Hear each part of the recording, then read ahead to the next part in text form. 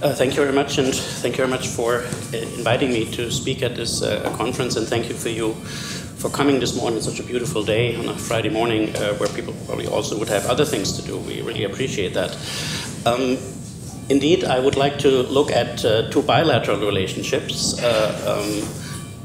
since the Cold War, but especially during the Obama era and now. First, the so-called special relationship between the United Kingdom and the United States, and then the question, because there has been a lot of talk, especially during the Obama era, didn't sort of the United States pivot to Germany as the major partner in Europe, and will this continue, especially in a post-Brexit situation? And I will argue that this was indeed the case, but that there are also important arguments for the resilience of the special relationship, especially when it's understood in the original Churchillian way, which I will mention in a minute. I want to say something about how the Germans view the German Marshall Funds, often wrongly, and I think Nicola's organization has something to do with that. It was the German Marshall Fund of the United States was created with a starting grant by the West German government of Willy Brandt in 1972, not because of that, but partly because of that, if you would ask people on the street in Germany today what the Marshall Plan is, most of them might think that it was a program just designed for West Germany. To help West Germany get back on its feet. And very few people know that the name is the European Recovery Program, and that it extended, of course, also very much to the United Kingdom, which, despite being on the winning side of World War II, was also economically devastated, needed it as much as we did. And so this, I think, is the link.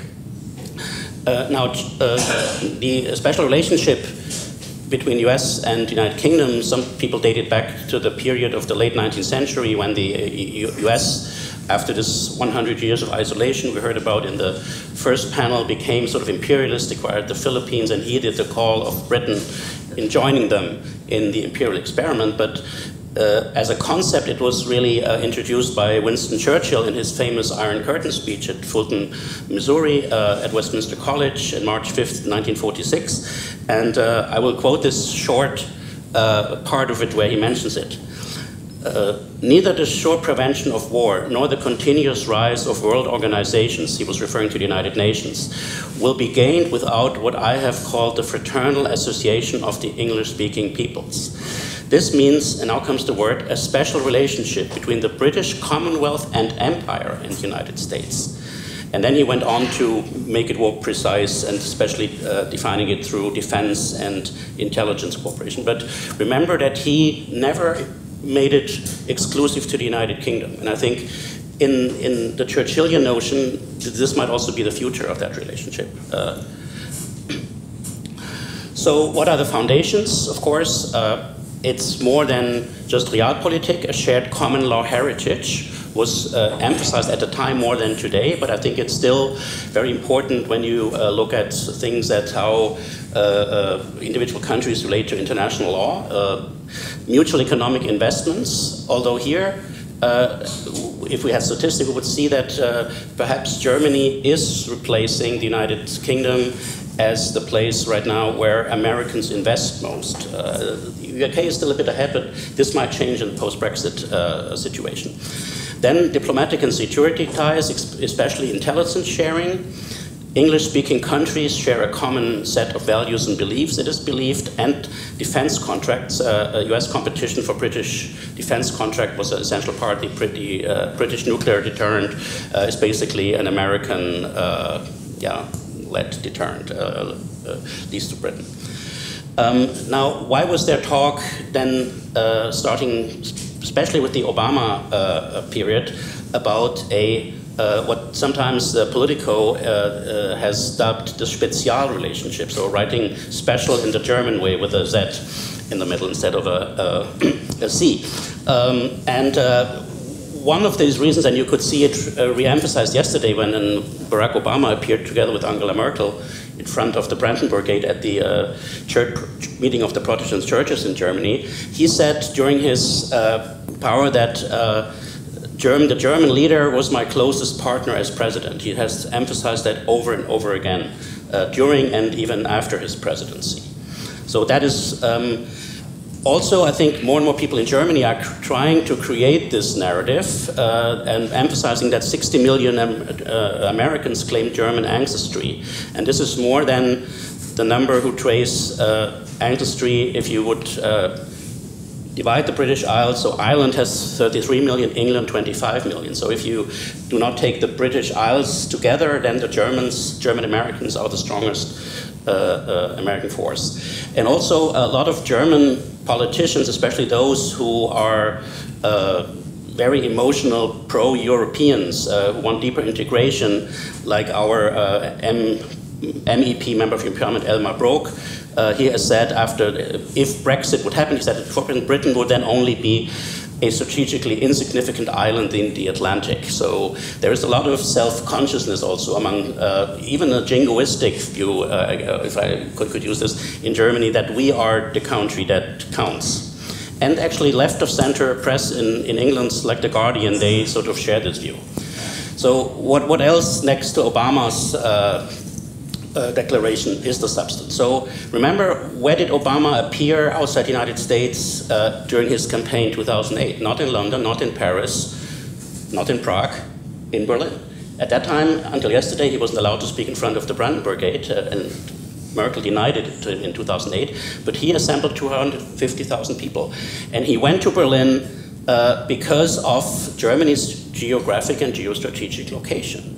He wanted to appear in a country that had clout in Central and especially Eastern Europe and Russia.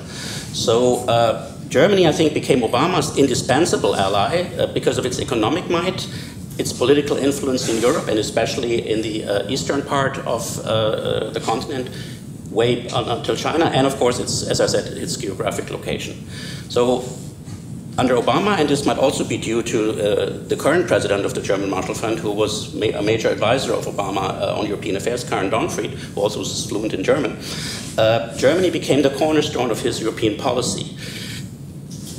Still, the United States have 179 military bases in Germany, more than in any other country in the world, and there are bases that are not there to protect Germany, but are for the strategic outlook of the US, such as Ramstein Air Base, for instance. This is an air base for connecting to the Middle East, not for protecting Germany. There's still 40,000 soldiers in Germany, and it's very clear that Angela Merkel mattered more in DC, and probably under Trump, I'll say a few words towards the end, mattered a lot more than either Gordon Brown, if people remember him as Prime Minister, or David Cameron. With Trump and May, this might change again, but it's a bit early. So I think from 2007 to 2016, Britain's standing in Washington was on the slide. And this had to do also with the feared breakup of the UK, the botched vote on Syria in the British Parliament in 2013, which then led also that the Americans would not do anything, even though Assad had crossed the so-called red line with the chemical weapons. Britain's army had faced military problems both in Iraq, in Basra, and in Helmand province in Afghanistan, and then, of course, Brexit. So the talk of the major Obama advisors, and I once talked to Ivo Daalder, who used to be his NATO ambassador, he said UK is too focused on its internal affairs, and they becoming irrelevant. So that was the thinking, I think, in the Obama people. So the special relationship became less special, but also other traditional allies, I think, were losing in importance. Israel and Japan, for instance, during the Obama era. And again, that's being reversed, I think, under Trump. Also, what has been the major asset of the special relationship for the United States was that Britain's willingness to support US foreign policy almost unconditionally, like under Blair, to his detriment, is not so important in modern warfare. Drone warfare is unilateral. Drone warfare doesn't need other boots on the ground, and this was the favorite type of warfare that Obama did. He explained that yesterday, actually, and didn't get booed, unlike Merkel, who got booed when she mentioned drones, which is kind of funny. But now come the ifs, why I think Germany cannot easily replace Britain and will not replace it. Roughly 45% of Germans have an unfavorable view of the United States. This is changing. This has regional differences, more in East Germany than in former West Germany. Nowhere in Europe are people more critical, even hostile towards Silicon Valley, especially Facebook and Google. Austria is maybe another example. We are pushing the hard line against these companies in the European Union. Germans are obsessed with data privacy, and that's why they see these companies, but we have nothing to offer of our own. We don't have these. TTIP opposition was stronger in Germany than in almost any other large EU country, with the possible exception of France.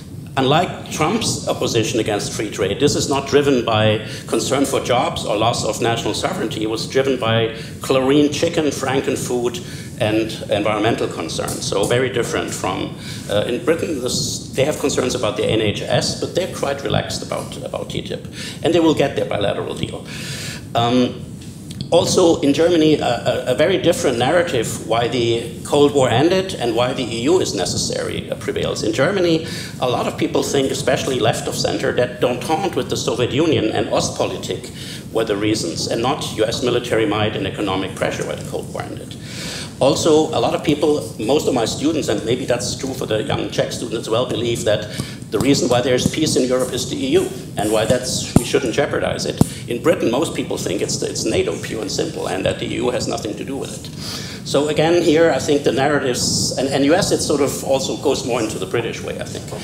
The Germans also demand less and less intervention of the United States in Iraq and Afghanistan, but then we are disappointed when the US actually doesn't act, like in Syria.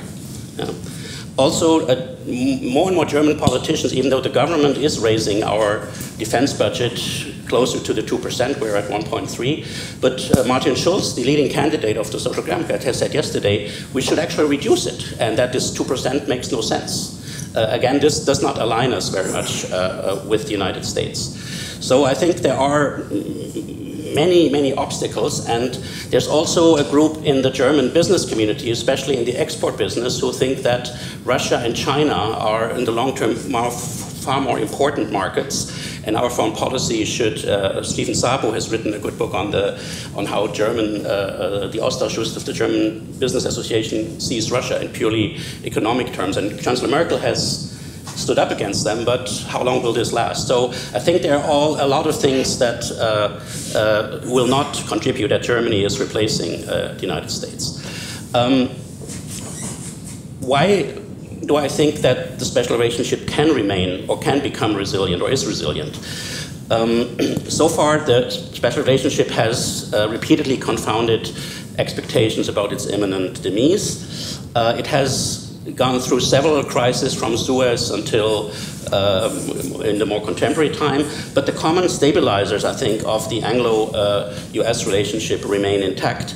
There's also scholarship in the constructivist field, which I usually are critical of, but in this sense I think they have a point, which says there's something like the ontological security needs of states. And my colleague Kai Oppermann from the University of Sussex has worked on this, which means states need a stable sense of self-identity, a reassuring narrative. And for Britain and the United States, this is not the EU. For Britain, it was never the EU. And they don't get it from the United Nations either. It's like a protective cocoon, and the special relationship, if you extend the UK to the other English-speaking nations, even to some of the post-colonial nations, not just the white Commonwealth, you get this sort of ontological security need, where I think the ontological security need of Germany is now more and more exclusively the EU, and exclusively lies in the deepening of the Eurozone. And again, it's not clear whether this is really in the interest of the United States, especially of the current government. And I'm also, and this, I'll finish with that, there are some interesting polls taken both in Britain and the United States about the future of the special relationship in post-Brexit, and half of the British population approved of Theresa May's fast and for something that was humiliating, but half of the population thinks that she was right to pursue a close relationship with the incoming president because this is in the best interests of Britain, and to see him right away. And I can't show it on the slides, but there are two polls that were conducted just in March of this year, and they are surprising because in the United States, 52% of the population say they think that the special relationship is important and will be more than actually in the UK. And they're only 43%. And this also goes against the prevailing opinion that nobody in the US takes the special relationship serious. And when asked, and this is my last point, will Brexit harm the special relationship? In Britain, 60% said no. In the United States, 58%, and only 14 to 20% say it will harm the relationship. So I think also in the general public, the old special relationship is alive, but I think it has to be broadened, it will be broadened to more countries than just the United Kingdom. Thank you very much.